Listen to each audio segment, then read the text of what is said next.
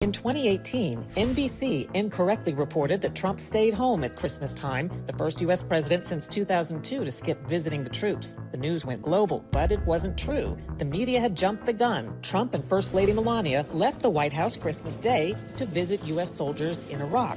On Thanksgiving, Newsweek made a similar error, falsely reporting that Trump was spending the holiday golfing at Mar-a-Lago in Florida.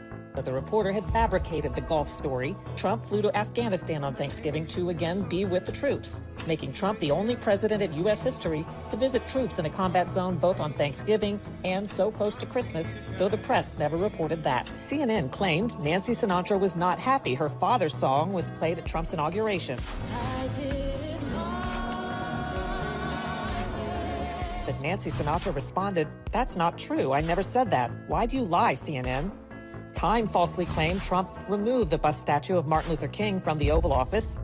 TMZ reported Trump changed Black History Month to African American History Month, but Presidents Obama, Bush, and Clinton had all called it African American History Month.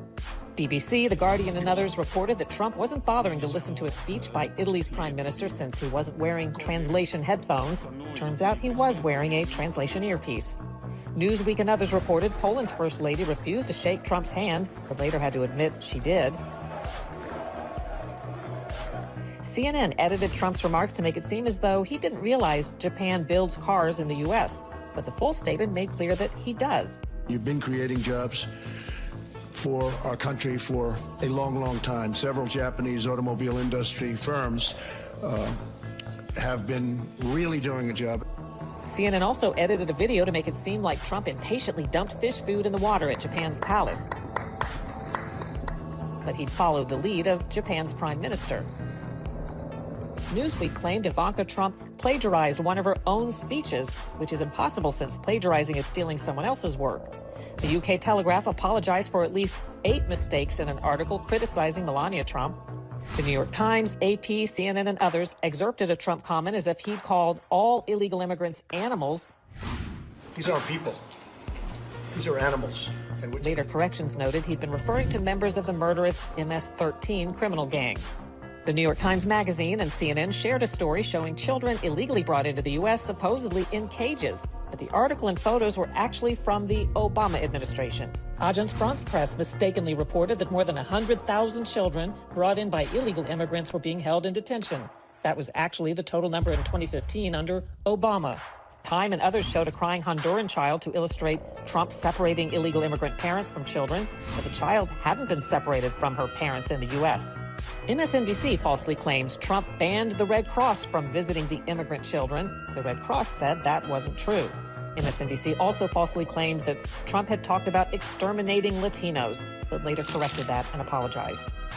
NBC News misidentified the focus of Trump's praise in a speech as Confederate General Robert E. Lee. Actually, Trump was talking about Union General Ulysses S. Grant.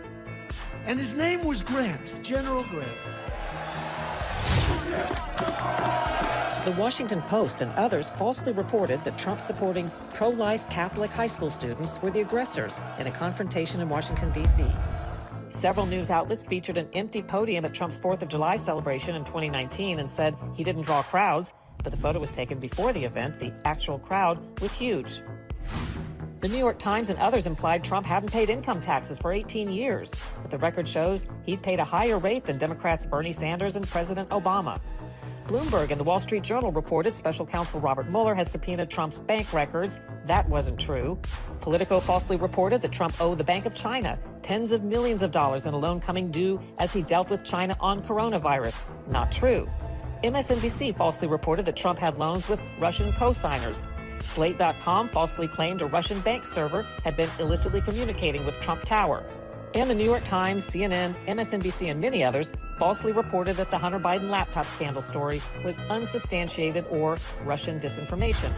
The New York Times reported that Trump seized on hydroxychloroquine as a miracle cure. Trump never said that. And it may work and it may not work. But if it doesn't work, it's nothing lost by doing it, nothing. CNN and others criticized Trump for tweeting that Alabama would likely be affected by Hurricane Dorian, but official advisories had put Alabama in a projected impacted area. Vox.com tweeted that Trump suggested he'd been a 9/11 first responder.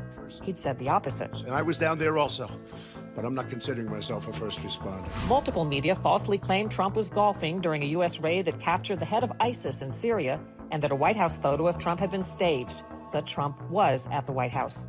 ABC aired video showing what it called a slaughter against Kurds by Turkey after Trump withdrew U.S. troops, but the video was file tape of a training show in the U.S. And USA Today connected the eagle on a Trump campaign T-shirt with a Nazi eagle, later admitting the eagle is a longtime U.S. symbol, too.